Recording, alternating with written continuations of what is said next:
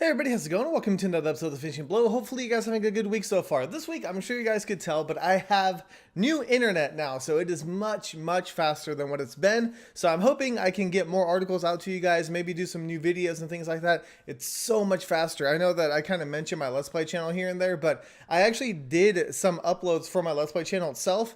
It takes minutes to get it uploaded. It's insane. I love it so much. Like videos that used to take like 3-4 hours, now they take like 15-20 minutes. It's insane, and I'm having so much fun that I'm hoping I'll be able to create some new content for you guys so that you guys can benefit from it as well. But let's go ahead and cover everything that happened this week, because there's a ton of stuff. I did some bonus articles, so it's going to be probably a lengthier video unless I get too nervous and speed through it. We'll see what happens. But kicking things off, we had new information about a film that Luc Besson is going to be working on. It's a collaboration project between China and France. It's called Warrior's Gate, and we really don't know too much other than the title. And I think Luke actually compared it to like Chronicles of Narnia. So I don't know if it's going to be more like a fantasy epic, like a wuxia fantasy film, or what's going to happen. But I personally like Luc Besson. Like, he has some of the most interesting characters and storylines when it comes to martial arts action cinema. You know, he did like Leon the Professional, La Femme Nikita, Unleashed. I'm trying to think of what other ones he's done. Taken, Taxi, even he did I think the European version of that. So he's done a lot of cool, like, unique twists to movies that have come out. Now, of course, he's also done movies like Lucy, which aren't as great. So it could be good, it could be bad. It really depends on how much of a like hold China has on him. Like, if they say no, you can't do that, or you can't do this, and obviously he's going to be a little bit more restricted. But for what it's worth, I think it's going to be a very interesting project, and I will be following it the best I can, and hopefully you guys looking forward to it as well. Okay, next up, if you guys aren't looking forward to that, I'm sure that you're definitely interested in John Wick 2. It is official now. Lionsgate has announced it. Keanu Reeves is going to be back.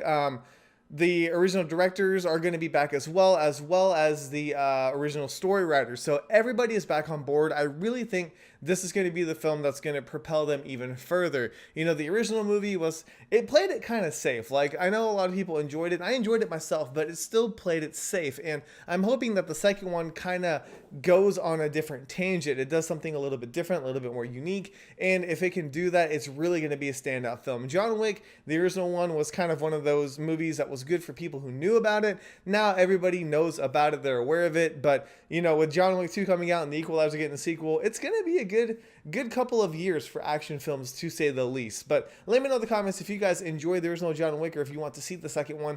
I personally am really looking forward to it. Okay, next up, I had a very short interview with JeanClaude Van Damme. And I sent him an email with a few questions, and I had the tremendous opportunity of actually being able to, you know, correspond with him.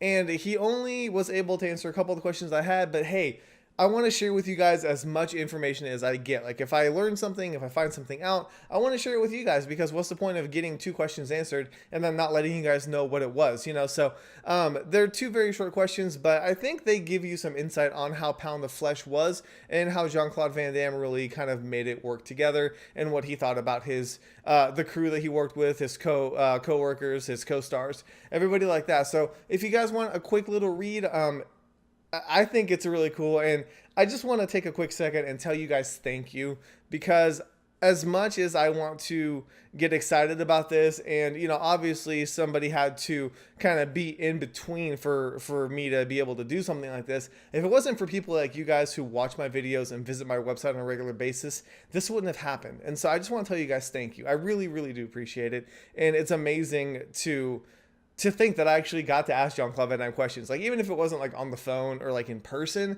it's still crazy. Like, the guy is a legend, and I got to speak with him for a little bit, and it just blows my mind. So anyways, thank you guys really for your support, and I'm going to try and do what I can to give back to you guys, whether it's with these contests or, you know, interesting articles and interviews and things like that. So I'm going to try and pay it forward and give you guys kind of the love that you guys give me, so to speak. Okay.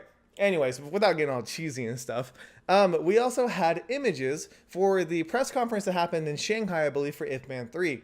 This is going to be a big film. You know, everybody's talking about the big boxing match that happened over the weekend. I really wasn't looking forward to that much, but this match, Donnie Yen versus Mike Tyson, this is where it's going to be. It's going to be amazing. And I think Mike is actually out in China right now filming his parts, because they said he was going to be in China in May to do his parts and to do that fight. So I'm guessing either he was there just to promote the film, or he's already going to be starting his filming. And if that is the case, we should be getting some images from the set as well. It's going to be really, really interesting to see how Mike Tyson does against Donnie. And, you know, it's just crazy. Like, when you think about, obviously we've already seen boxing versus Wing Chun, so they can't take that route. I hope they don't take that route, but it's going to be something really unique and really special, and I can't wait to share it with you guys as soon as I find out more about this film as well as that fight. Okay, next up, we had a trailer for a film called, or not a film, sorry, a series, a Netflix series called Sense8. It is actually created by the Wachowski siblings now, because they're not brothers anymore, but it looks interesting. Like, I watched the trailer for it, and, you know, I'm not really a person who's really into, like, a series per se. Like, I thought about doing reviews for series, and I was just like, you know what, it's too much time to sit there and record, or to sit there and, like, watch an entire series of something and then try to formulate my thoughts or do it episode by episode. But this actually looks really interesting. It's coming out on Netflix. I think it's in June. And the final bit of the trailer really reminds me of The Matrix. So the Wachowskis, they have good ideas. Some of them are better than others, but I think this one is going to be really unique. It's about 8 people who are sharing everything, like thoughts, emotions, feelings, all of that. They're connected. There's a lot of play that you can do with that, especially story-wise. And so it'll be interesting to see what they do with that. Be sure to check it out. Even if I don't review it, be sure to check it out. It's going to be on Netflix, and most people have Netflix now. So when it comes out in June, give it a look, but let me know what you think about the trailer and if you think it can live up to the hype of the original Matrix. Now, maybe not the trilogy, maybe not all the other movies that have come out, like Speed Racer and Ninja Assassin, or what's the most recent one, Jupiter Ascending. Those, you know, you get what you get, I guess. But with this one, it looks really promising, and I'm hoping it's a step back to their roots, because that would be absolutely fantastic. Okay.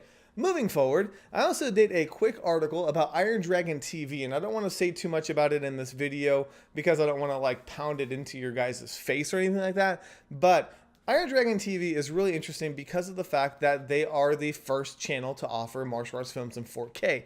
Now, not all of their videos are going to be in 4K right now. They're actually in the state of like re-resing, I guess, like all the older films. So those older films don't look as good, but they're free because of that. Like, you're not being charged for it. But 4K definitely is a cool thing, and it's going to be, I think, installed on any 4K TV. There's a bunch of different brands like Sony, Samsung, Vizio, Hisense. I can't remember the other ones, but pretty much any brand that's making a 4K TV probably has this Iron Dragon TV app on it. So if you guys want to see some of your favorite films in glorious 4K, then you got to check it out. But yeah, be sure to give it a look. I gave you the links to the channel as well as the site itself so that you guys can learn more about how they function and what they do if you want to make a membership, things like that. Be sure to check it out and let me know what you guys think about it.